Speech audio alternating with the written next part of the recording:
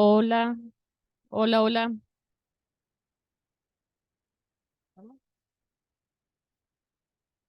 Hola, hola, hola. Buen día, ¿qué tal? Hola, buen día.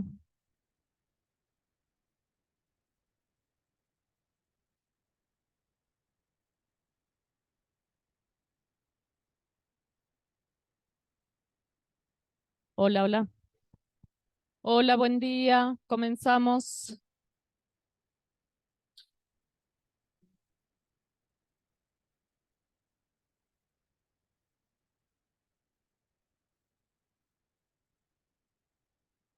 ¿Qué tal? Buen día, ¿cómo están? Vamos a comenzar. Eh, Nosotros tenemos que continuar con el desarrollo de la unidad número 3. Antes de eso, seguramente están preguntando por los resultados del parcial. Todavía no terminan con las correcciones, son muchos y el tema del último punto, sobre todo los últimos 3 puntos que implicaban desarrollo, significan poder leer cada uno de esos desarrollos en cada uno de los parciales y hacer un análisis. En algunos casos, por ejemplo, se escribió bastante y cuesta identificar lo que realmente responda a la consigna, que era un concepto. Entonces, aprovechando que era un punto libre, digamos, relativamente les daba la oportunidad de poder hacer un desarrollo de cada uno de estos autores. En muchos casos se ve que hay un importante desarrollo, o sea, pusieron todo lo que no se acordaban en los puntos anteriores y lo cual no responde a la consigna. Entonces, porque la consigna decía puntualmente un concepto de el autor. Entonces, para salvar el punto, por ahí lo que estamos haciendo es leer todo eso e identificar si en ese desarrollo se puede observar un concepto claro que además tenga que ver con los autores que estamos trabajando en la unidad 2. Así que, bueno, las profes continúan trabajando. Creo que hoy ya integramos los resultados de las 3 comisiones, de las 6 comisiones, para poder armar un listado. Así que apenas tengamos esto, organizamos ese listado y subimos los resultados al aula virtual, ¿sí? Así que van a estar disponibles en el aula. Una vez que subamos los resultados, ahí informamos la fecha del recuperatorio, ¿sí? En coincidencia con la fecha en que subamos el parcial, los resultados, perdón. Bien, una vez subidas las notas, 7 días posteriores corresponde tomar el recuperatorio. Eh, el recuperatorio va a ir en un sentido similar, ¿sí? Obviamente tomamos los temas de la unidad 1 y 2. Va a tener algún tipo también de desarrollo interpretativo, o por lo menos de un poco más de desarrollo conceptual, o sea, no todo vinculado a la opción múltiple, porque nos interesa también ver qué es lo que escriben, o sea, qué es lo que se interpretó, qué es lo que se entendió de lo que venimos trabajando hasta acá. Así que también va a tener esta cuestión. Las consignas del parcial, hasta lo que pudieron ver, eh, tuvieron todas una relación con lo desarrollado en clases, ¿verdad? O sea, no hay un punto que se haya tomado que esté solamente en el texto y que no haya sido desarrollado en clases. Por lo tanto, el recuperatorio también está en este sentido. Así que todavía no les puedo dar una referencia de porcentajes en cuanto a cantidad de aprobados, desaprobados y demás, hasta que no integremos todas las comisiones. Así que seguimos a la espera, pero se hace a través de la plataforma. Toda la información la vamos a subir a través de la plataforma. Antes de comenzar, quería comentarles algo, digamos, de alguna manera que es externo a la cátedra, pero que también está vinculado, que es que el día de mañana, desde las 14 y hasta las 20, se desarrolla acá en esta aula un encuentro, que es la primera jornada universitaria que se desarrolla en torno al tema de salud mental. Hay invitadas que vienen de otras instituciones, del psicopatológico, vienen desde el Poder Judicial, vienen desde la carrera de enfermería.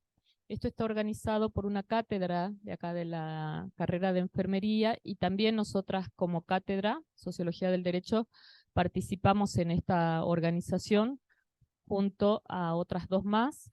Y ¿por qué involucramos sociología del derecho en este tema que tiene que ver con la salud mental? Porque vamos a trabajar sobre la ley, por ejemplo, ¿sí? Vamos a trabajar sobre lo que establece la ley, los alcances y sobre lo que efectivamente pasa actualmente con determinados grupos, ¿no? Como la niñez, como adultos mayores. Entonces, ¿qué pasa en cuestión de protección en relación a la salud mental, por ejemplo? ¿Qué se está haciendo? ¿Qué no se está haciendo? Es un tema bastante interesante. Las personas que vienen tienen mucho recorrido, mucha experiencia en el desarrollo de esta temática. Estudiantes de enfermería están involucrados en participar en la organización, o sea que estuvieron ya todo este tiempo y van a estar mañana colaborando en la comisión organizadora, por ejemplo, organizando planillas de asistencia, eh, ayudando a coordinar las mesas. Va a haber mesas de exposición de estudiantes de enfermería porque ellos tienen específicamente la cátedra de salud mental en enfermería. Así que ellos también van a exponer trabajos a partir de las prácticas profesionales que realizan. Así que va a ser una jornada, es la primera jornada que se realiza en torno al tema y va a ser durante el día de mañana, toda la tarde. Los asistentes tienen entrega de certificados. Si hay alguien que esté interesado en sumarse, quizás como comisión organizadora, si bien ya venimos de un trabajo largo en este tiempo de reuniones que nos llevaron para poder organizar todo el tema de recursos, la transmisión desde el café y todo lo que significa. Mañana también hacen falta manos porque aproximadamente hasta el día de ayer habían 230 personas preinscriptas. Sigue abierta la preinscripción, se hace a través de un formulario de Google. 200 personas van a entrar físicamente acá en el espacio y el resto, las que ya no tengan espacio para ingresar, se les va a pasar un enlace de Zoom para que puedan asistir también de manera remota. Así que si hay alguien interesado, después me avisan, pueden participar, obviamente, yo les voy a dejar enseguida el enlace en el aula para la inscripción. Y si alguien quiere participar mañana viernes en cuanto a la organización, también pueden acercarse y bueno, y sumamos. Mañana por la mañana nos queda la tarea de disponer las sillas acá en el aula, carteles, bueno, todo lo que significa después la organización para recibir a los invitados y todo lo demás. Así que vamos a estar trabajando desde la mañana hasta las 8 de la noche. Así que están invitados, me parece que es un tema bastante interesante. Y hablando de estos eventos académicos, es importante también aclarar y recordarles que en cuanto a la formación de un estudiante universitario, está, a diferencia por ahí de lo que pasa en otros niveles, en la universidad no se agota con ir a clases, ¿no? No es solamente asistir a las clases, sino que además nosotros en la universidad entendemos que las funciones son tres: docencia, investigación y extensión. Por lo tanto, el dictado de clases y la asistencia a clases es una de esas funciones. Eh, Investigación y extensión complementan y son tan importantes como las otras. Y estos eventos académicos forman parte de actividades de extensión universitaria, ¿sí? O sea, esa posibilidad de poder ponernos en contacto con la comunidad, de abrir las puertas y empezar a hacer otro tipo de acciones en relación a la articulación con organizaciones, con comunidades, con ONG, con instituciones educativas y demás. Entonces, esto se constituye también en un espacio de formación, porque ahí uno aprende, ahí expone un trabajo, ahí intercambia con otros, ¿no? Aprende desde otro lugar y además desde un lugar también como más protagonista, me parece. Entonces, tengan en cuenta que es importante la participación en este tipo de eventos porque eso además hace a la incorporación de antecedentes en el currículum, ¿no? El momento en que uno se quiere presentar para una beca, para una adscripción, para una pasantía, se observa la formación del estudiante de manera integral. Y eso se acredita con resoluciones, con certificados. O sea, yo, por ejemplo, en mi caso, yo tengo el certificado de las primeras jornadas en ciencia de la educación, que las organizamos nosotros como estudiantes en aquellos años, y forma parte de mis antecedentes, digamos. Hasta el día de hoy se siguen haciendo estas jornadas y que iniciamos con un grupo de compañeros hace mucho tiempo. Entonces, ese tipo de eventos son importantes de ser incorporados, sobre todo aquellos que acreditan mediante una resolución, mediante un certificado que es reconocido por la universidad, ¿sí? Les digo esto porque nosotros en el mes de noviembre, el 29 y 30 de noviembre, se realizan, este es el segundo o tercer año, de las jornadas intercátedra de las escuelas superiores. ¿Qué significa esto? Nosotros tenemos dos escuelas superiores, la Escuela Superior de Ciencia Jurídica y Política, de la cual ustedes dependen, y la Escuela Superior de Salud. Entonces, las carreras que dependen de estas escuelas están invitadas a participar de las jornadas intercátedra. En ese espacio, docentes y estudiantes de estas carreras presentan temas que son recuperados a lo largo de la cursada, ¿sí? Por ejemplo, el trabajo final que hicieron para una materia, lo que armaron para el coloquio, o una experiencia práctica que tuvieron con alguna materia, algún tipo de producción que ustedes consideren que es importante, que les gustó, que les costó trabajo y que está bueno compartirla con otros. Entonces, pueden juntarse, por ejemplo, de 2 o 3 compañeros y presentarla, o pueden hacerlo junto con el docente. Hay docentes que desde el marco de sus cátedras van a estar presentando trabajos. Nosotras seguramente vamos a presentar, en este caso, bueno, el primer año que yo lo haría como desde Sociología del Derecho, pero desde la otra cátedra en Ciencia Política, que es Teoría Sociológica, siempre presento trabajos e invito a alguno de los estudiantes que quieran sumarse, entonces acompañan en la mesa. Es una forma también de ir adquiriendo la experiencia, ¿no? De ponerse del otro lado, de hablar, de comunicar, que también es un aprendizaje y es importante. Así que ya está la propuesta. Creería que a partir del lunes sale la circular con las fechas para quienes quieran anotarse como expositores, para que puedan presentar trabajos, pueden ser individuales o grupales, y en esas fechas coincide el 28 de noviembre se celebran los 50 años de la Universidad Nacional de Jujuy. Por lo tanto, durante toda esa semana se van a realizar actos en cada una de las facultades. En el caso nuestro nos toca el día 29 de noviembre, que coincide justamente con las jornadas. O sea que las jornadas las vamos a hacer en el marco de los festejos por los 50 años. Por lo tanto, o sea, nos organizamos un día para cada facultad para que el rector pueda pasar por cada una de las organizaciones que realice cada facultad y sacarse fotos, hacer toda una movida de prensa, digamos, mostrar, porque es también, está unido también al objetivo de mostrarnos cómo lo que produce la universidad pública, ¿no?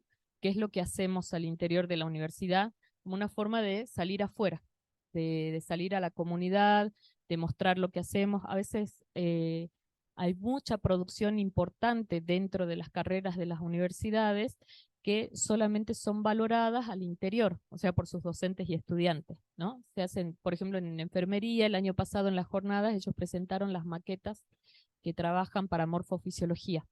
Y son maquetas espectaculares que les lleva muchísimo trabajo y eso queda en la cátedra muchas veces, ¿no? Y entonces es importante abrir las puertas para que también desde afuera la comunidad valore lo que se trabaja, lo que se aprende y la importancia de las carreras de la universidad. Entonces, por eso es que para no superponer, hay un día de acto central para todos los que quieran asistir, y después actividades distribuidas por cada facultad. En el caso nuestro, vamos a realizarlo el 29, coincide con el inicio ese día por la mañana de las jornadas. Por la tarde vamos a poner unos gazebos en la peatonal, y va a ser una forma de mostrar también lo que se hace en las escuelas superiores. Y el 30 continúa el desarrollo de las jornadas. Así que en este caso, bueno, se está armando también una comisión para ver qué ideas se pueden proponer desde docentes y estudiantes en cuanto a lo que podemos hacer nosotros, digamos, como escuelas superiores. Buen día. Así que, bueno, los invito también, tienen ustedes la posibilidad de presentar, más allá de estos eventos a los cuales se los invita y que pueden participar como asistentes o como expositores, en algún momento decir queremos armar un conversatorio sobre este tema puntual, por ejemplo, que nos interesa y que a lo mejor comenzamos un desarrollo en una de las cátedras y nos pareció interesante y queremos continuar trabajándolo, ampliando, profundizando un poco el tema. Entonces queremos invitan a alguno de los profes, a algún otro invitado externo, a alguien vinculado al tema. O sea, se pueden armar ese tipo de seminarios, conversatorios o un taller, por ejemplo, ¿no? Eh, en algún momento nosotros dimos con un profe de enfermería hace poco un taller sobre aprender en la universidad, ¿no? Y estrategias para afrontar las evaluaciones. Eso tiene que ver con una demanda principalmente de carreras del primer año de las carreras, ¿no? O sea, esto de cómo interpreto una consigna, cómo desarrollo un trabajo final, cómo me presento al parcial, cómo preparo una materia para el examen final. Entonces, ese taller, por ejemplo, lo armamos con un profe y tenemos la colaboración de 2 estudiantes. Ese tipo de iniciativas también las pueden tener ustedes. Si en algún momento hay algún tema que les interese, alguna actividad que quieran desarrollar, pueden acercarse, me la plantean, la formulamos. Hay modelos para la presentación de actividades, o sea, se les manda un modelo para que puedan completar y formalizar, y de ese modo tramitamos el aval académico, o sea, la resolución de la universidad que otorga el aval académico para que luego podamos sacar los certificados, por ejemplo, ¿sí? Pero por ahora, bueno, queda la invitación para el día de mañana, 20, a partir de las 14. Eh, Pueden inscribirse como asistentes, tienen igual el certificado, o si alguien quiere colaborar, también puede estar formando parte mañana del equipo que va a estar trabajando. Y luego tenemos, les voy avisando lo de noviembre, porque para presentarse, para participar, hay que presentar un trabajo, ¿sí?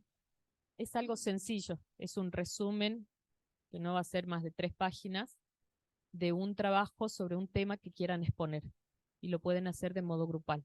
Entonces les voy anticipando para que cuando lean la circular van a ver que tienen plazos, ¿sí? Con fechas para poder presentar el trabajo.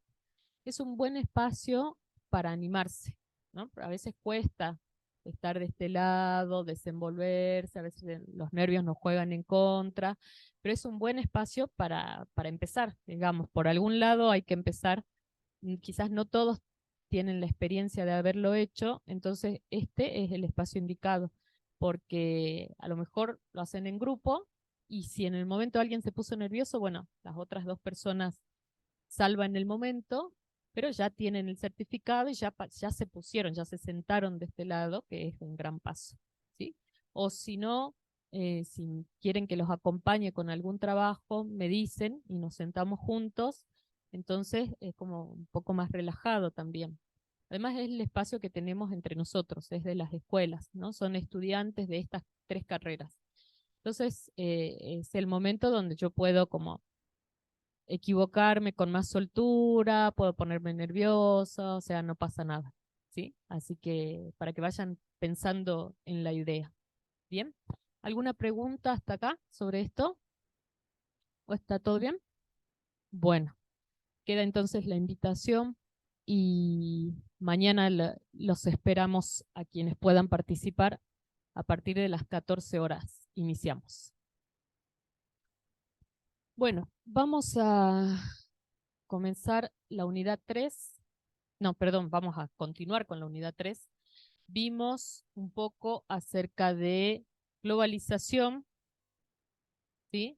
Empezamos viendo Bauman, empezamos viendo dos textos de Bauman, que son los que están en la plataforma, Globalización y Modernidad Líquida.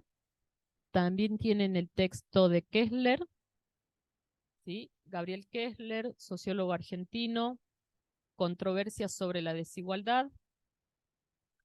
Y tienen también el de Robert Castell, La cuestión social, ¿sí? El capítulo 8 de Robert Castell. Son los 4 textos que están en la plataforma, que corresponden a la unidad 3 y que nos van a permitir luego hacer, yo creería que la parte introductoria del trabajo final.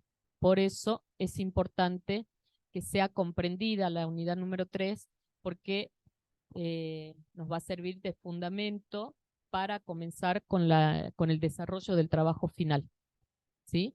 El trabajo final va a tener estas características vinculadas al análisis de problemáticas sociales. Y justamente, bueno, hoy vamos a ver Robert Castell, que él trabaja sobre la cuestión social. En eso, tomando la cuestión social como eje, desde ahí vamos a poder ir articulando con lo que vimos la clase anterior respecto a cuál sería el macro contexto, digamos, que nos encontramos en un proceso de globalización, desde cuándo comienza, dónde lo ubicamos, cuáles son las principales características, qué pasa con lo económico, con lo político, con lo social, con lo cultural, en cuanto a este proceso de globalización, considerando principalmente la postura de Bauman, ¿sí? ¿Cómo se llama el texto? Consecuencias humanas, ¿sí? Globalización, consecuencias humanas, dice el libro. Ustedes tienen ahí la primera parte, el prólogo, pero tomando como referencia el título del libro, Consecuencias humanas, esa es la perspectiva que pretendemos dar, ¿sí? ¿Qué es lo que, no solamente qué es la globalización, el proceso como una definición, o cuáles son las características, sino cómo impacta este proceso de globalización en la sociedad, en las comunidades. O sea, no solamente visto a nivel macro, sino qué es lo que pasa en la vida de las personas, ¿no? Y en esta idea, esta cuestión de la polaridad, o sea, cómo esas consecuencias en cuanto al proceso de globalización, considerando las 4 aristas, lo económico, lo social, lo político y lo cultural, impacta en algunos grupos de manera positiva y en otros sectores de manera negativa, hasta llegar al punto de la exclusión social, ¿sí?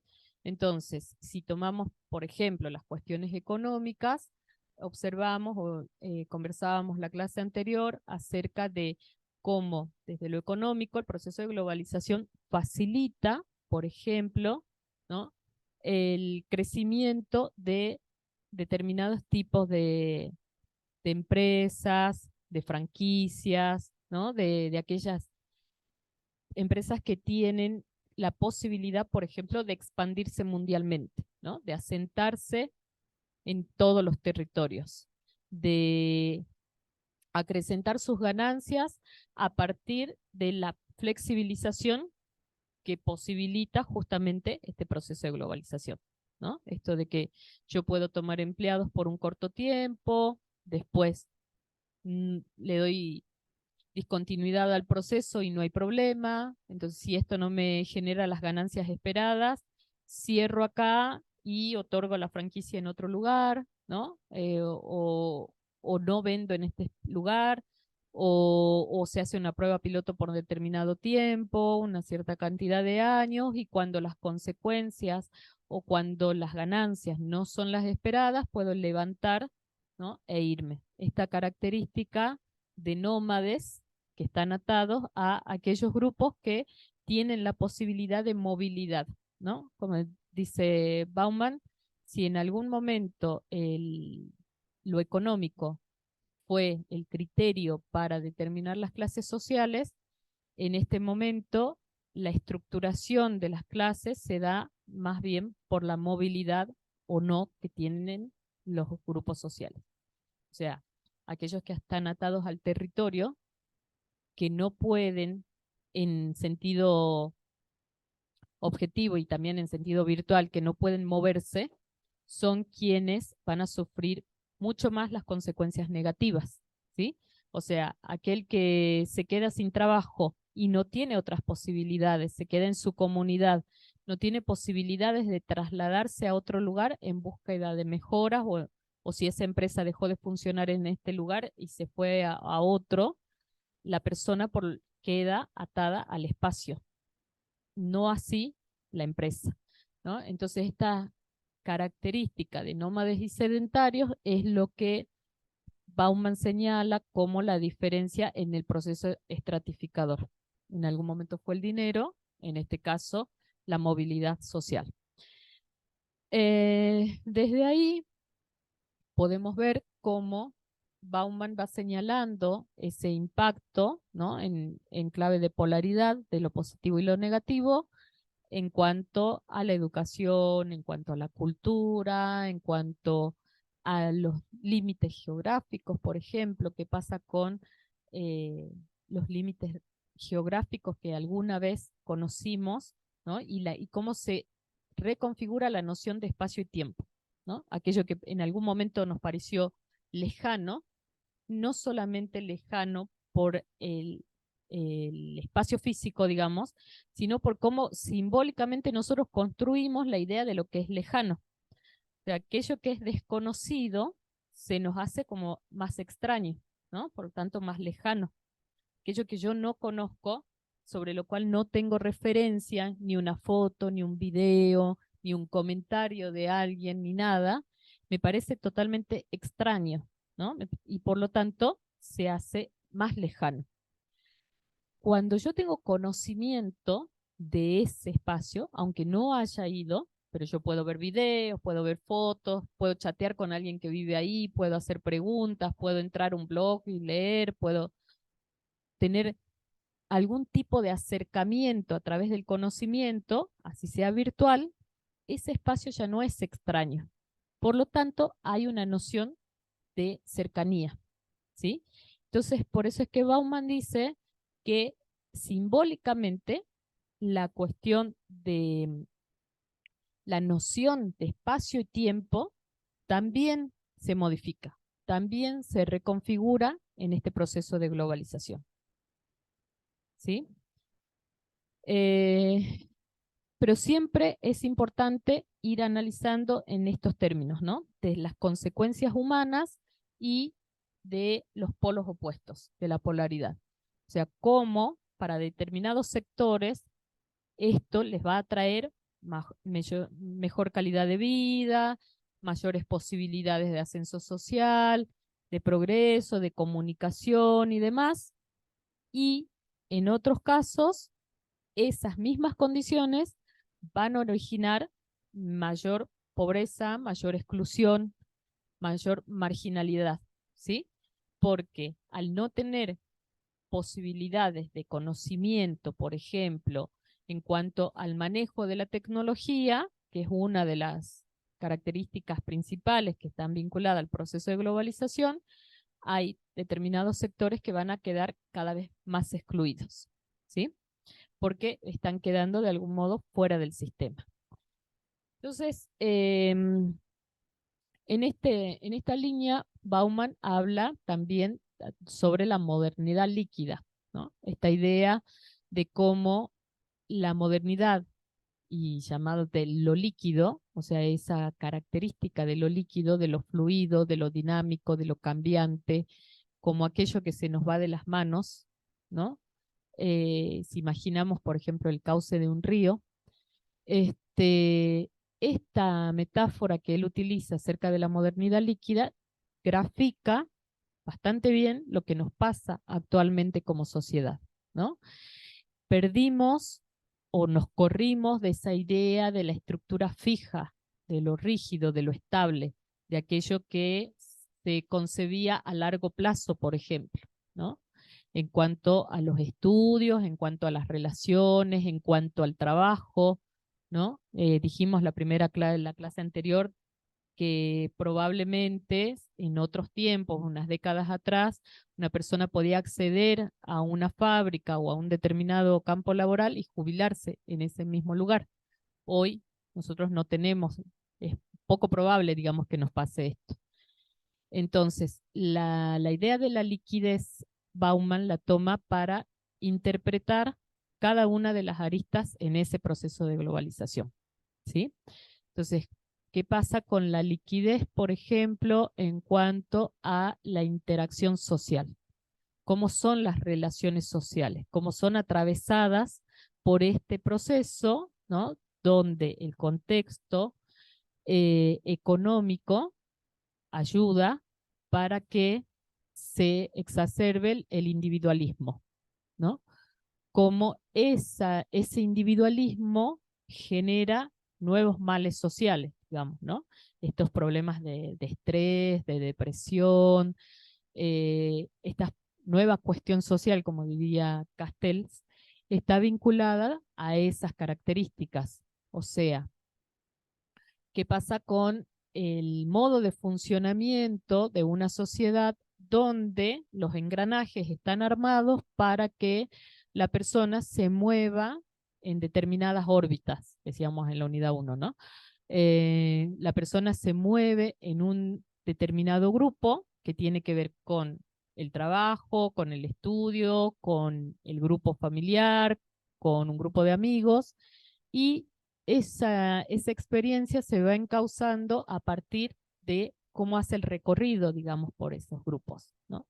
Y muchas veces el funcionamiento de esta sociedad neoliberal hace que lo colectivo vaya perdiendo terreno. Entonces, la experiencia es cada vez más individual, ¿no? Entonces, yo de manera personal, asisto a tal lugar, estudio en tal lugar, trabajo, la pérdida del espacio, del tiempo libre, también está vinculado a esto, ¿no? De las posibilidades de encuentro en los espacios comunes. ¿Cuáles son los espacios comunes que tenemos para el encuentro? Hoy creería que la única institución en pie es la escuela, es el aula, ¿no? Institución con más fuerza para lo colectivo. El resto de las instituciones ya retrocedieron bastante en cuanto a las posibilidades de tejer redes, por ejemplo, ¿no? O pensemos un grupo en el cual yo vaya, aprenda, conozca personas, establezca lazos fuertes, una amistad, algún tipo de intercambio que me permita a mí algo que vaya más allá de solamente un clic, de solamente poner me gusta o cuestiones así, ¿no? Entonces, la individualidad tiene que ver con el funcionamiento de este tipo de sociedad neoliberal y que además está también esos engranajes armados de esta forma porque están ligados a una sociedad de consumo. Mientras más sola me encuentro, ¿no? Más necesidades por ahí de consumo puedo tener o más necesidades se me generan de afuera hacia adentro, ¿sí? Esto de llenar el vacío, ¿no? Que a veces se dice, me siento mal, bueno, voy y me compro un par de zapatos y eso es como que me da felicidad, ¿no? Que, que mucho, bueno, pueden verlo así, pero capaz que si yo estaría toda la tarde riéndome con un grupo de amigas y charlando, se me olvida que yo quería ese par de zapatos, por ejemplo. O se me olvida de esta idea de que yo digo, lo necesito, ¿no? ¿Hasta dónde realmente necesito? ¿No? Porque el gusto está atravesado por lo simbólico. Si yo digo, tengo sed, iría y tomaría agua. Sin embargo, digo, tengo sed, pero estoy pensando en una bebida en particular, ¿no? En una marca inclusive. Entonces, eso está vinculado a cómo configura la sociedad de consumo, ¿sí? Que está justamente aceitado esta idea de lo individual para que nos lleve hacia eso. Entonces, la modernidad líquida en Bauman ayuda a entender principalmente cómo se dan los intercambios sociales en esta sociedad capitalista, ¿sí? En esta sociedad neoliberal. ¿Qué pasa con el corto plazo, por ejemplo? ¿No? ¿Qué pasa con esto de que todo es a corto plazo, que todo es rápido, que todo es efímero? O sea, esa idea de liquidez, de lo flexible, de lo rápido, de lo dinámico, de lo efímero, llevémoslo a las relaciones sociales, ¿sí? Entonces, ¿hasta dónde, qué sé yo, en décadas atrás, nuestros papás o nuestros abuelos capaz que tenían un amigo, una amiga para toda la vida? Y ese era el compadre, y ese era el que le ayudaba, y ese era el que estaba presente en cada momento importante de esa familia, por ejemplo. Actualmente, ¿no? Nos cuesta por ahí sostener relaciones a largo plazo. No solamente relaciones de amistad, sino relaciones de pareja, relaciones laborales, relaciones de todo tipo. Y no tiene que ver con una disposición personal que uno tenga o con un rechazo a no hacerlo, sino que tiene que ver con cómo se configura el movimiento en la sociedad, ¿no? Si nosotros vamos saltando de un trabajo a otro cada cierto tiempo, es difícil que yo diga, tengo mi compañero de trabajo para toda la vida, que va a estar siempre, ¿no? Porque además, el momento que me echaron y empecé en otro lado, ahí en el anterior, donde era la más querida, ya nadie es imprescindible, digamos, ¿no? O sea, nadie se acuerda, ya fue reemplazado por otra persona.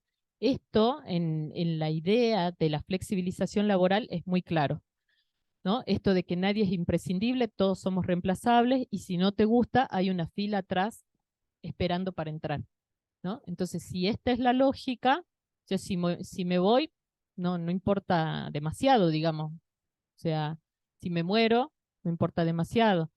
Entonces, si todas las personas somos reemplazables, los lazos también son más débiles, ¿sí? Pasa igual con las relaciones sociales que podemos, o los vínculos que podemos sostener, ¿no? Nos pasó mucho en la pandemia, ¿no? Nos pasaron pérdidas de muchas personas cercanas, queridas y demás, que en el ámbito laboral, por ejemplo, como institución, nosotros nos pasó que perdimos compañeras, compañeros, y sin embargo, a los pocos meses cada uno siguió en su locura de mandar el PDF, de corregir, de que veo cómo trabajo en el aula virtual, y el duelo no tuvo más de un día o 2 días, ¿no? Quizás en las familias, obviamente esto no es así, pero hacia afuera, en la interacción social, Bauman caracteriza esos intercambios a partir de la flexibilización también, ¿no? De la liquidez en los intercambios. O sea, esto de lo rápido, de lo efímero, de lo corto, no es algo que solamente esté en el mercado. O sea, si nos ofrecen una carrera rápida, si nos ofrecen un curso corto, si nos ofrecen eh, todo, o sea, si todo esto que se nos ofrece a corto plazo es lo que hoy seduce, ¿no? Es una forma en que va configurando también el modo de actuar de la persona. O sea, no es solamente algo externo, sino que es incorporado. Entonces, si lo externo se mueve de este modo, cada una de las personas también va incorporando ese tipo de características. Por lo tanto, nuestros intercambios también empiezan a ser de este modo, ¿no? O sea, eh, si yo pongo me gusta, ya estoy diciendo mucho, no necesito ni siquiera llamarle, decirle, ay, qué lindo que te fuiste de vacaciones y con quién fuiste. Le puse me gusta a su foto de las vacaciones, ¿no? Y con eso ya me enteré, digamos, ¿no? O sea, ni siquiera me cuenta, capaz mi amiga que se fue, pero yo, y tampoco yo le digo qué lindo porque le puse me gusta. Entonces, el intercambio en las interacciones sociales también está fundamentalmente atravesado por esta cuestión de la liquidez, ¿sí? Por eso es que Bauman va caracterizando cada una de las aristas desde esta idea de la modernidad líquida.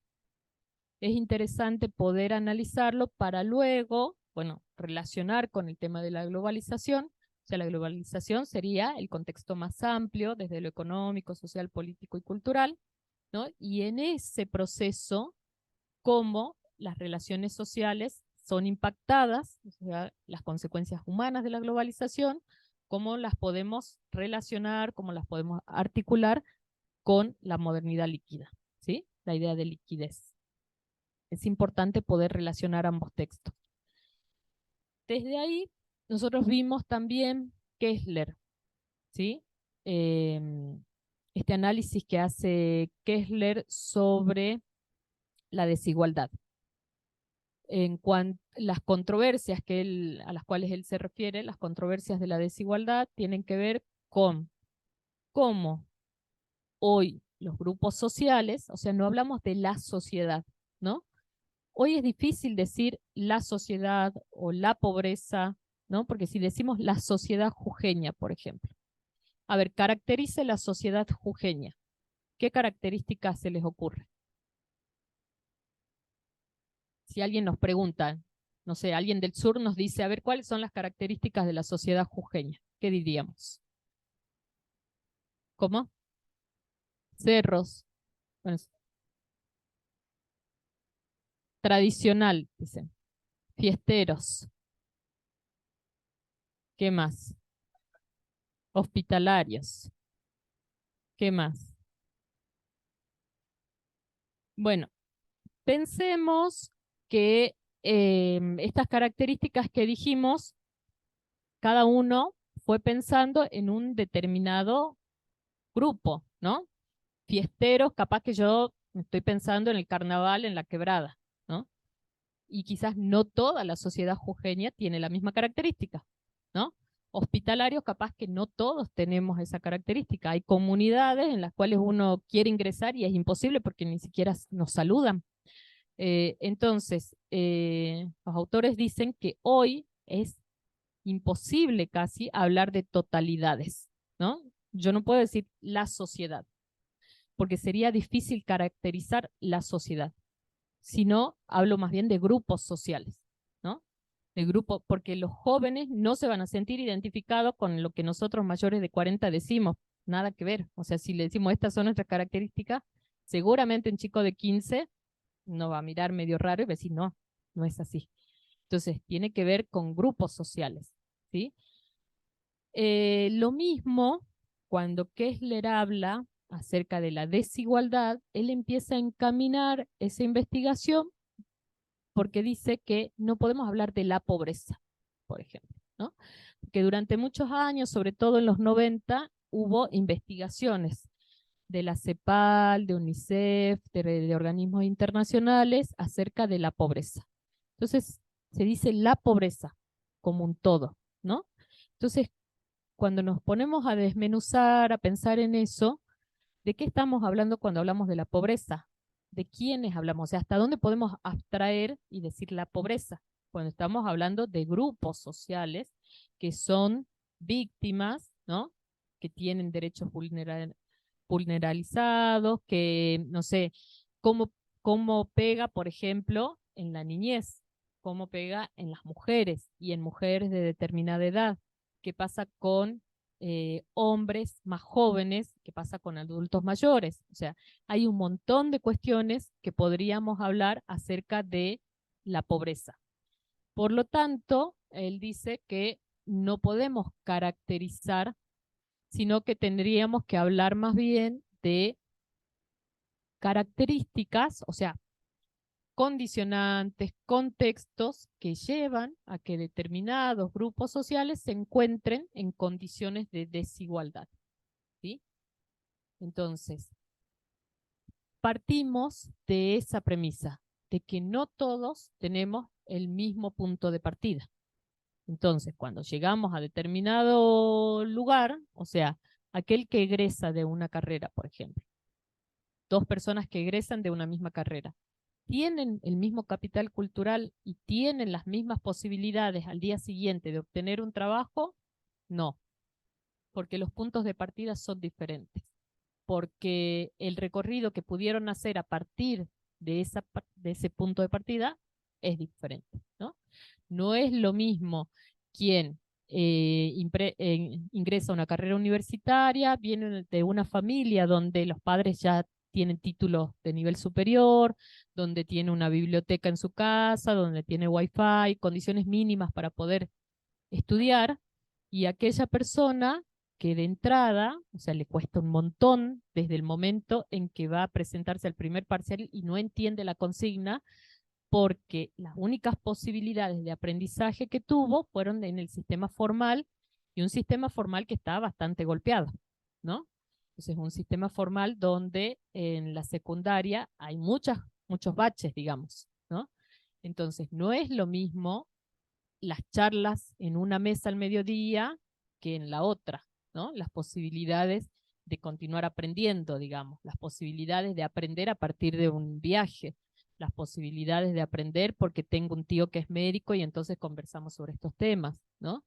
Entonces, eso que hace el capital cultural es una mochila importante al momento de quien cursa una carrera. No digo que sea una barrera, no digo que quien, obviamente, si no existiría la escuela pública, la universidad pública, muchos de los que estamos acá directamente ni siquiera hubiésemos pasado por la vereda, ¿no? Porque venimos con una mochila bastante pesada y que no hubiésemos directamente podido acceder a una carrera universitaria y estaríamos, no sé, trabajando de manera informal, en el campo o donde fuera.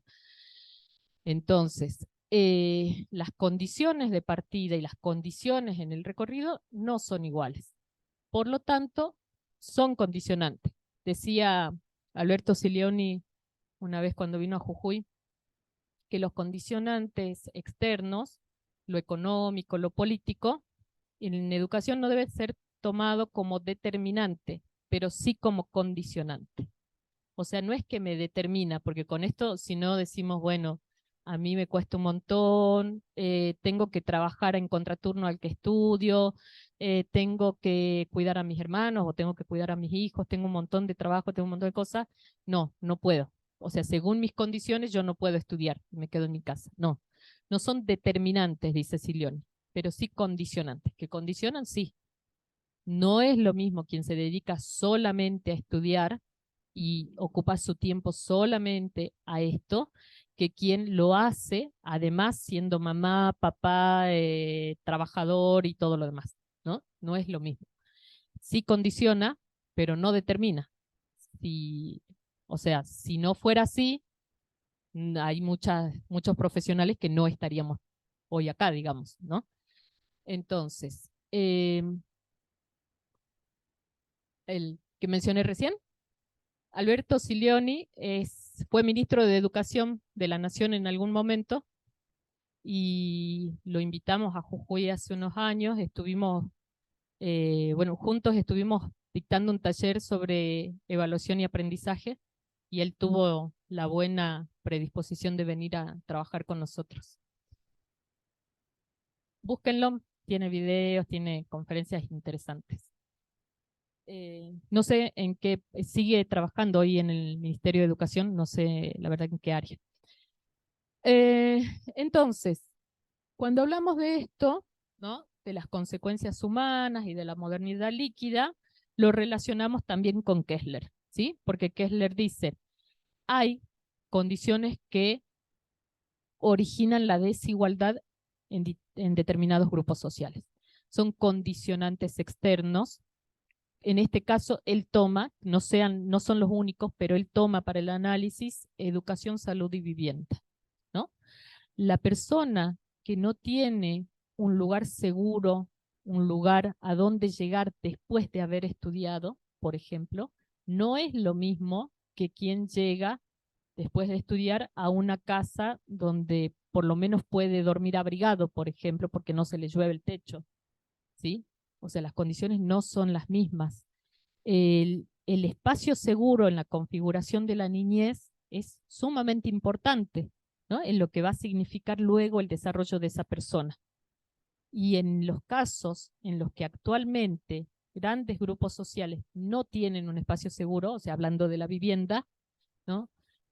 Esto nos ayuda a comprender luego lo que pasa en cuanto a otros males que después se originan en la sociedad, ¿no? Que tienen que ver con la inseguridad, con la violencia, con muchas otras cuestiones. Entonces, él toma para el análisis esto, el acceso a la vivienda. ¿Cuáles son las políticas públicas en los últimos 20 años respecto a las posibilidades de acceso a la vivienda, por ejemplo. ¿Qué pasa con la educación? ¿Qué pasa con la educación argentina, donde se extendió la obligatoriedad hasta el secundario y donde, a diferencia de los países de la región, la universidad pública sigue siendo, digamos, el bastión, ¿no? Pensemos, por ejemplo, en el modelo que tenemos acá de nuestros vecinos en Chile, que es muy distinto. Entonces, esto sí origina posibilidades de ascenso social, sí origina, o sea, en caso de sectores precarizados, sí origina la posibilidad, sí hace la diferencia la educación pública en Argentina, y él de eso hace un análisis, no solamente de la posibilidad que otorga la educación pública, sino además de las políticas educativas vinculadas para sostener la educación pública. O sea, todos los programas que vienen desde el Ministerio de Educación vinculados a las trayectorias escolares, ¿no? Estos programas, como en algún momento fue Conectar Igualdad, como lo es hoy, qué sé yo, el Sigamos Estudiando, como lo es, o sea, todos aquellos programas y todas aquellas políticas públicas también, no solamente educativas, que ayudan a sostener que una familia decida enviar a su hijo a la escuela, ya sea por decisión propia o ya sea porque tiene que presentar el certificado luego para cobrar algún tipo de asignación, pero más allá de eso, tiene que hacerlo, o sea, tiene que tener a sus hijos en la escuela pública. Entonces, esto él va haciendo un análisis. ¿Qué pasa con el acceso a la educación pública? Y también qué pasa con las condiciones que tiene esa escuela. O sea, está bien, todos ingresamos, las puertas están abiertas, pero hasta dónde todos realmente pueden quedarse, no solamente entrar, sino hasta dónde, sobre todo en el secundario, eh, los chicos tienen las posibilidades de quedarse y de terminar, ¿sí? ¿Cuáles son las posibilidades reales que tiene un estudiante que a lo mejor tiene una enfermedad, que a lo mejor es mamá o papá o que trabaja o lo que fuera, de poder egresar? Entonces va haciendo un análisis del acceso a la vivienda, a la educación, y a la salud, ¿no? ¿Qué pasa con el sistema de salud? Que también, bueno, ahí hace la diferencia respecto, porque va haciendo un análisis en la región. Entonces, ¿qué pasa con la salud pública en Argentina, a diferencia de otros países cercanos donde el acceso a la salud no lo es, ¿no? Y cuáles son las prioridades que tiene que establecer una persona en eso. O sea, si yo estoy enferma, antes de pagarme un posgrado, tengo que sostener mi salud. Entonces tendré que optar por pagar los remedios, la atención y demás antes de seguir estudiando, por ejemplo, ¿no? Entonces va haciendo ese corte eh, Kessler, que está bastante interesante y que lo toma desde el lado de la desigualdad, ¿sí? Dice que la desigualdad no se puede medir solo por la distribución de la riqueza. O sea, cuando hablamos de desigualdad, ¿no? Hablamos de la desigualdad social, no es solamente desigualdad en función de del capital de dinero que tengo que no tengo, ¿sí? Cuando hablamos de desigualdad no estamos hablando exclusivamente de lo económico, sino que la desigualdad implica una serie de aristas vinculados a ese análisis que él hace, ¿sí? Entonces, desde ahí empecemos, o sea, tomemos nuevamente esta idea de los puntos de partida. O sea, si tomamos salud, educación y vivienda como aristas para analizar el punto de partida. Van a ir viendo, a medida que avancen con la lectura, que estos autores en la unidad 3 están relacionados, ¿sí?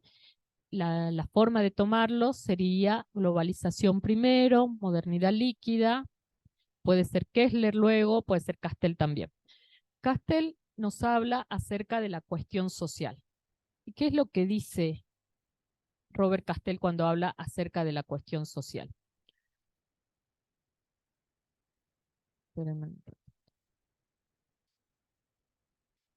El concepto, así como concepto, la cuestión social, aparece a principios del siglo XIX. Volvamos al contexto de surgimiento de la sociología, cuando veíamos la parte histórica. ¿Qué pasaba a principios del siglo XIX en Europa?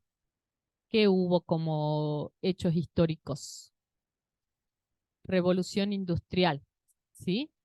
Entonces, la revolución industrial, la emergencia de una sociedad capitalista.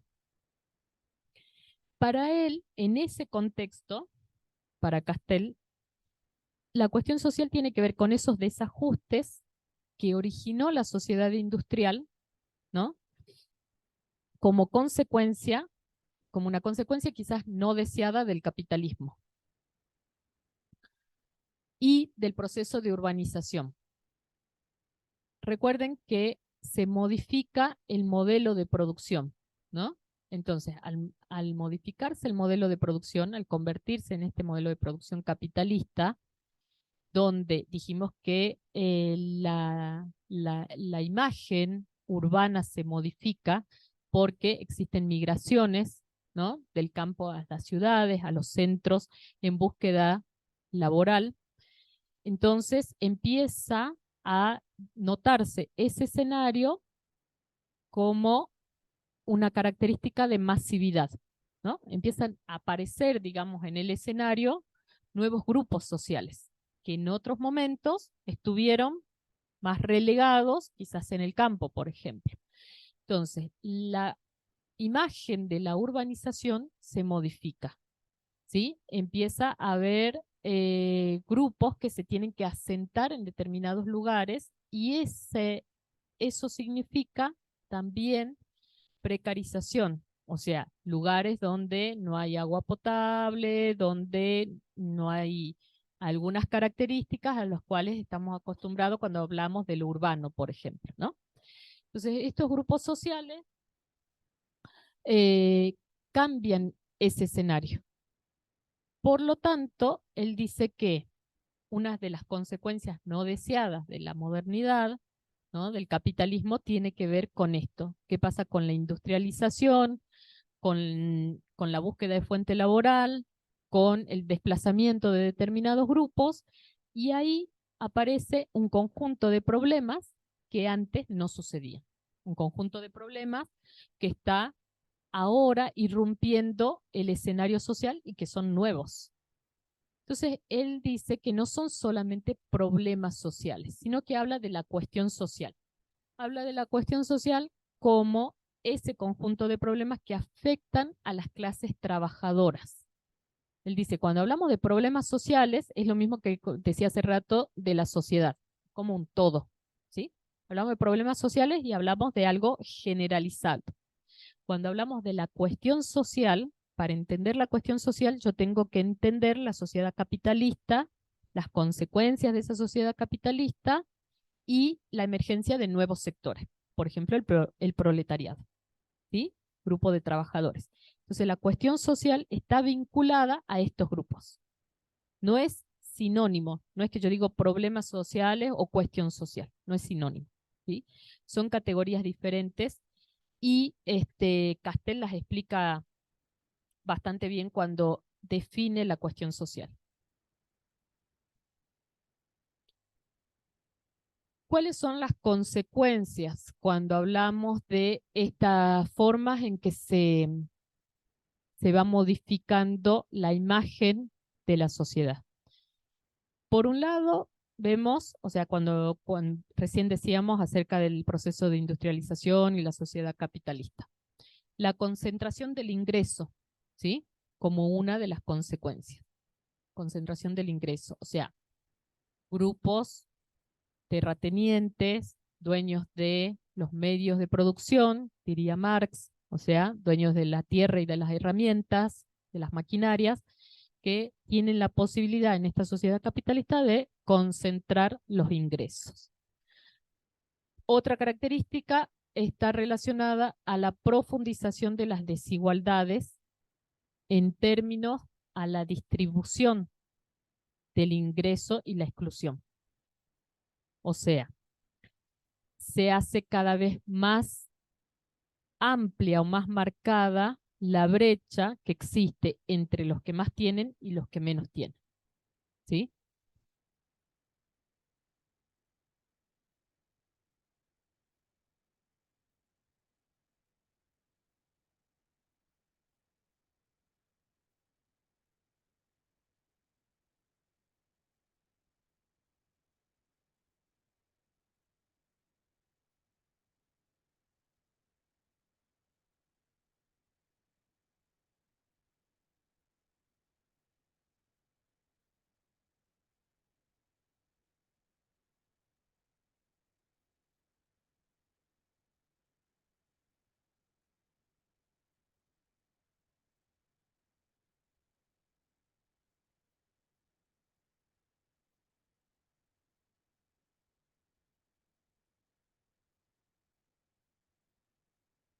Bien. La compañera pregunta acerca de si esta brecha, ¿no?, marcada por la desigualdad, no es la misma de la sociedad feudal, ¿no? O no está aún más marcada en la sociedad feudal, donde el campesinado no tenía, digamos, las posibilidades de ser dueño de la tierra, por ejemplo, y los señores feudales eran quienes contaban con poder económico y de todo tipo, digamos, en ese tipo de sociedad. ¿Qué opinan?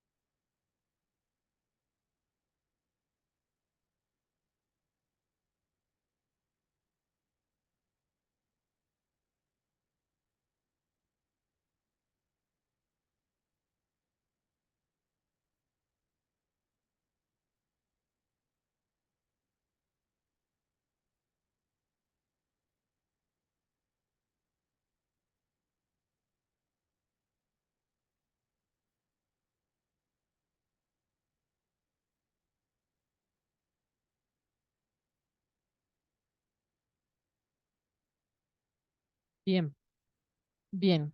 Bueno, acá entonces tenemos una postura distinta, porque el capitalismo origina exclusión en torno a vinculado a la sociedad de consumo, digamos, ¿no? Porque yo necesito consumir, entonces tengo nuevas necesidades para las cuales mis ingresos no me alcanzan. Entonces se suma no solamente la cuestión económica, sino el tema de la exclusión.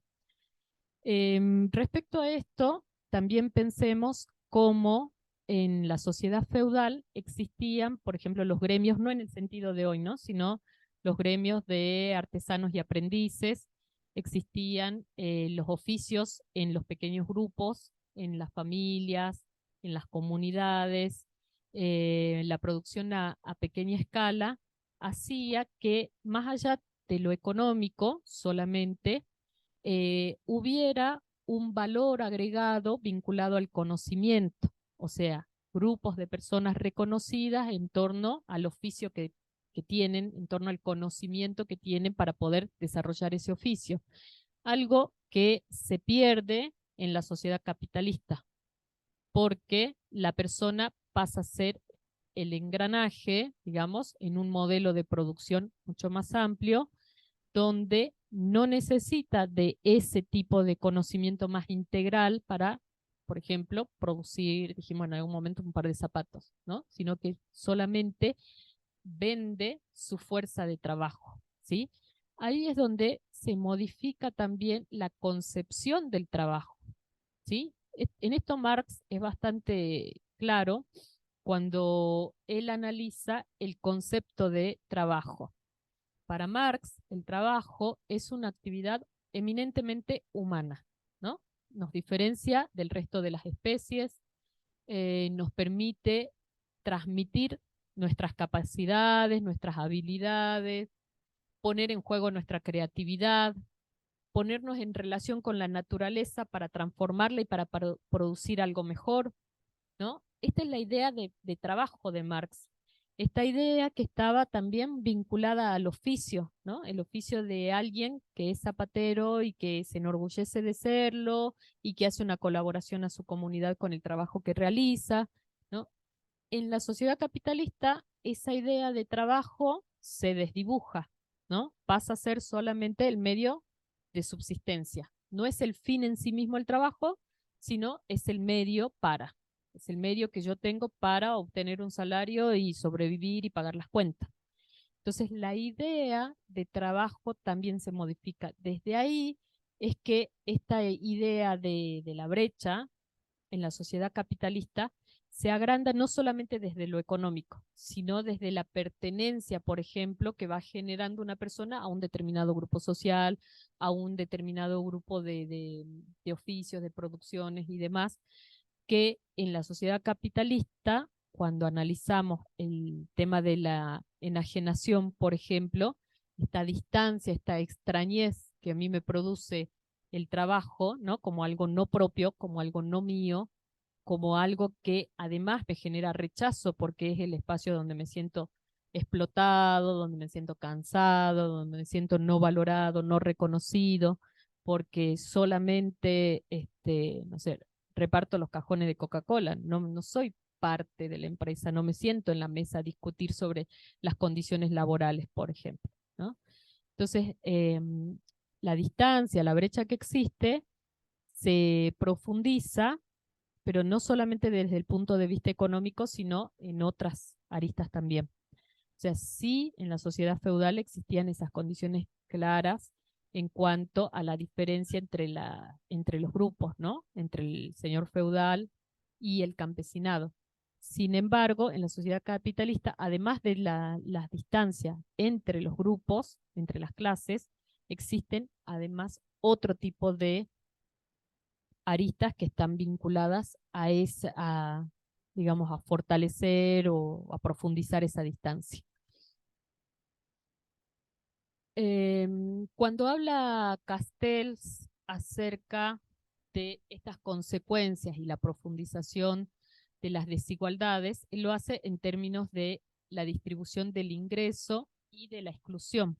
Cuando habla de la exclusión, está hablando en sentido amplio, ¿no? No solamente exclusión económica, sino vinculado a esto que decía Kessler, ¿no? ¿Qué pasa con la exclusión social desde el punto de vista de lo económico, de la salud, de la vivienda, de la educación, ¿no? ¿Qué pasa con la exclusión en ese sentido? Entonces, Castells dice que la cuestión social también tiene como consecuencia esta profundización de la pobreza y de la vulnerabilidad social. Entonces, ahí, cuando él habla de la pobreza y de la vulnerabilidad social, o sea que hay grupos vulnerables, dice que se observa una heterogeneización en cuanto a la pobreza. ¿Qué significa esto que decía primero? Que no podemos decir la pobreza, así como sentido amplio, sino que hay una heterogeneización de la pobreza. ¿Qué quiere decir esto? Que hay pobres estructurales, dice él, y nuevos pobres, ¿no? Hay sectores empobrecidos que pertenecieron o vienen de una larga historia de estar en este grupo, ¿no? Que vienen padeciendo las consecuencias del capitalismo y a su vez se van generando nuevos grupos de pobres porque, por ejemplo, aquella persona que en esta sociedad queda sin trabajo y es mayor de 50 años, ¿no? Es muy difícil, en muchos casos, volver a incorporarse al sistema. Muy difícil volver a sumarse a ese tren que la sociedad capitalista genera, no solamente por la cuestión laboral, sino principalmente por los conocimientos que demanda el funcionamiento de ese sistema, ¿sí? O sea, hoy como habilidades básicas, por ejemplo, para entrar a una empresa, ¿qué es lo que se pide? Habilidades y características, digamos, tecnología, experiencia, ¿qué más? Disponibilidad horaria, No tener hijos se pide a veces, sí. Ah, inmune al estrés. No sé si podríamos. Eh,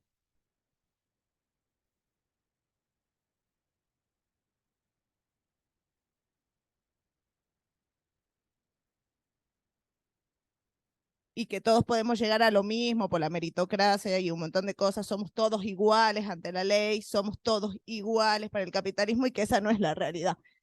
Por ahí, no sé, en el feudalismo vos sabías a qué clase pertenecías y de alguna manera hasta dónde podías llegar, por distintas razones, por dónde nacías, pero en el capitalismo me hace pensar en una de las clases que hablábamos, con esto de, por ejemplo, cómo nos van frustrando, porque yo no llego a cumplir igual que ella, igual que la otra, cuando no se tiene en cuenta todo lo demás, sino que en teoría yo soy iguales a todos, cuando en realidad no es así, digamos. Bien, pensemos en las características también que se pide para acceder a un trabajo, que se pone claramente muchos avisos, por ejemplo, ¿qué puede ser? Buena presencia. ¿Y a qué nos referimos con buena presencia? La edad, flacos, jóvenes, ¿sí? La vestimenta, ¿no? Entonces, si estas son, ¿cómo? Altura a veces, tatuajes, cómo nos comunicamos, proactivos. ¿Qué significará proactivos, flexibles en esta sociedad? ¿Qué nos están pidiendo que seamos? Disponibilidad de tiempo, que trabajemos cada vez más por el mismo sueldo, dice, ser proactivo, ¿no? Esto de que, eh, ¿qué, qué sería?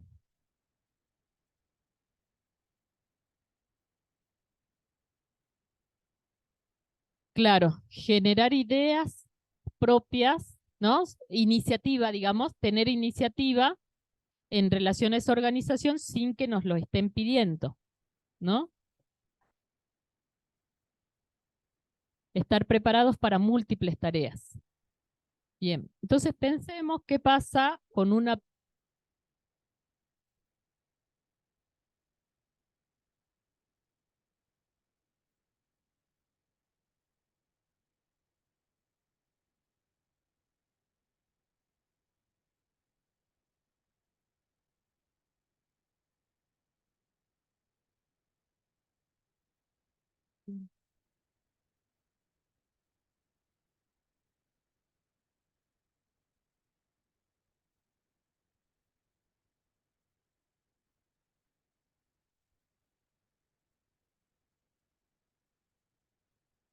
Bien, la innovación, la creatividad, sí, que son características deseables, ¿no? En alguien que participa en una producción. Ahora hay que ver hasta dónde eso es reconocido, o sea, hasta dónde se nos paga por las ideas, por las innovaciones, por lo que podemos por ahí aportar al desarrollo de una empresa, por ejemplo. Y esos aportes, cuando se convierten en ganancias, ¿a quiénes van las ganancias? O sea, dicen, es la plusvalía. Ajá. Bien,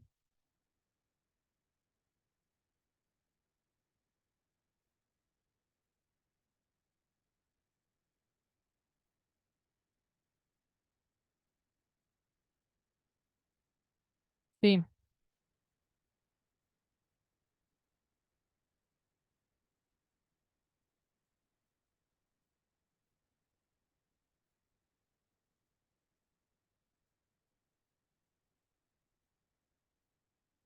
Escuchemos, por favor.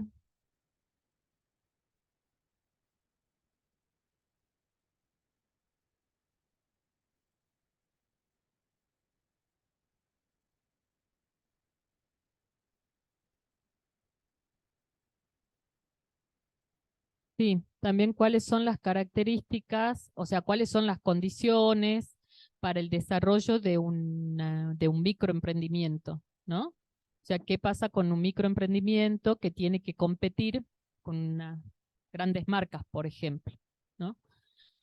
En esto, por ejemplo, Castells dice que se profundiza, ¿no?, esas desigualdades y que y que aparecen nuevos sectores empobrecidos, ¿no?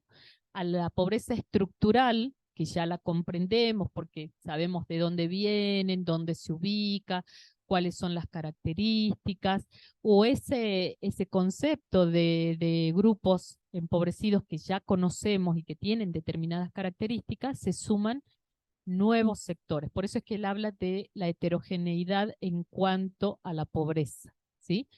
Porque se suman nuevos sectores que a lo mejor no pertenecían a este grupo, pero que a consecuencia de esto que sucede, integran estas filas actualmente, ¿sí? Tiene que ver también, sí, perdón, termino esto, con la precarización del empleo, con la desocupación y con la subocupación, ¿no? Decíamos recién algunas características que se nos pide para acceder a un trabajo, ¿no? Algunas características de un mercado bastante perverso, donde yo digo, si me voy a postular y no cumplo con esto, ¿no?, no voy a poder acceder. O sea, si no tengo físicamente ciertas características, si no tengo la edad, o sea, cuestiones que yo no puedo modificar, o sea, que no está en mí modificar, ¿no?, que no hay posibilidad. O sea, no es solamente el conocimiento, por ejemplo, sino que hay cuestiones que no las puedo modificar, que de hecho son así, y que sin embargo se convierten en criterio al momento de la selección, ¿no? Eh, pero en un mercado capitalista donde hay mucha demanda y poca oferta, el mercado puede establecer estos criterios. Porque entonces, si yo no me adapto a esto o si yo no cumplo con estas expectativas, habrá otra persona que sí. Y habrán muchas otras personas que sí, que además van a ceder ante todos los requisitos que se dispongan, ¿no? No solamente de presencia, no solamente de conocimientos, de formación y demás, sino que se observa, por ejemplo, la subocupación, ¿no? Esto de que yo tengo muchos empleos, esto de que eh, se pide, por ejemplo, un nivel de formación mucho más elevado por el cual se reconoce, ¿no?, que para acceder a un determinado cargo no basta con tener el título, sino que además tengo que tener una especialización, además tengo que tener cursos realizados y toda una serie de capacitaciones como para poder competir, y la palabra es competir, porque terminamos haciendo una competencia individual para acceder a determinados lugares. Entonces, él caracteriza a esas consecuencias vinculadas a la cuestión social con esto, ¿no? Con cómo estos grupos son vinculados a ese tipo de consecuencias, a ese tipo de características que tienen que ver con una sociedad capitalista. Entonces, él dice, no es problema social, porque cuando uno dice un problema social, nos imaginamos un problema, ¿sí? Un problema de la sociedad, no sé, un problema puntual. En este caso estamos hablando de la cuestión social como una categoría que incorpora o que contiene a una clase social, ¿sí? En este caso, los trabajadores. Por eso es que para él los problemas sociales son algo más acotado y la cuestión social tiene que ver con las condiciones del asalariado. ¿Cuáles son las condiciones que tienen quienes se desempeñan como trabajadores en esta sociedad?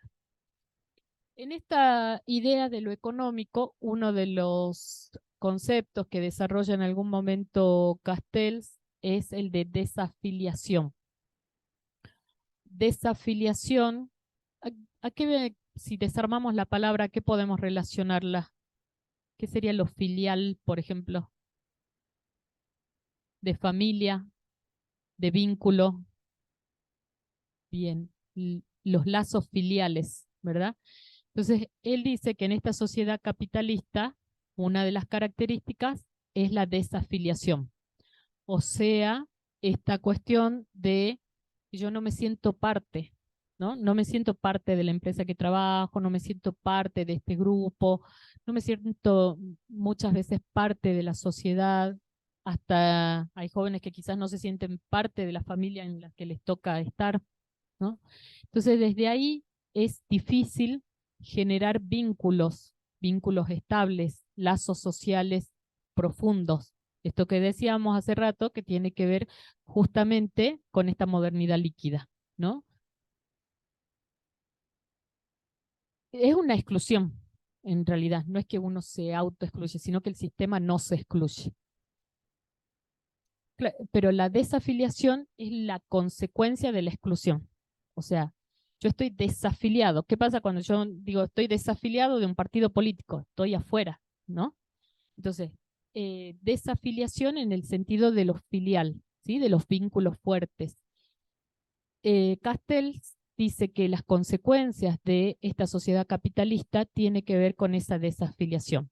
Esto de la falta de redes de contención, ¿sí? Si yo no me siento parte, entonces no tengo a mano una red de contención que me sostenga en determinados momentos críticos. O sea, si yo no me siento parte de este grupo social, no me siento parte de esta familia en la que estoy, no me siento parte de este grupo de estudio, o sea, no tengo lazos con mi comunidad, ¿no? ¿Qué es lo que pasa, por ejemplo, si recordamos lo de suicidio de Durkheim? ¿Qué pasa si no me siento parte?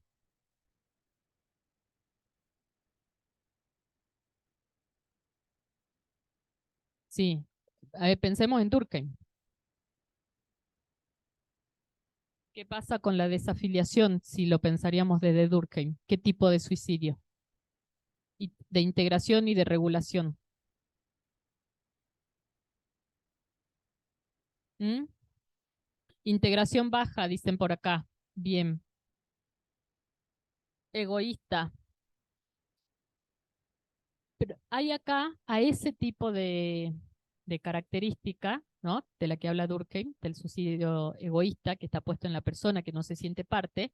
Acá lo veríamos desde la vereda del frente, ¿no? No es que yo no me siento parte y me suicido porque no me importa, sino Castel mira desde el otro lado. A esta sociedad no le importa esa persona, ¿no?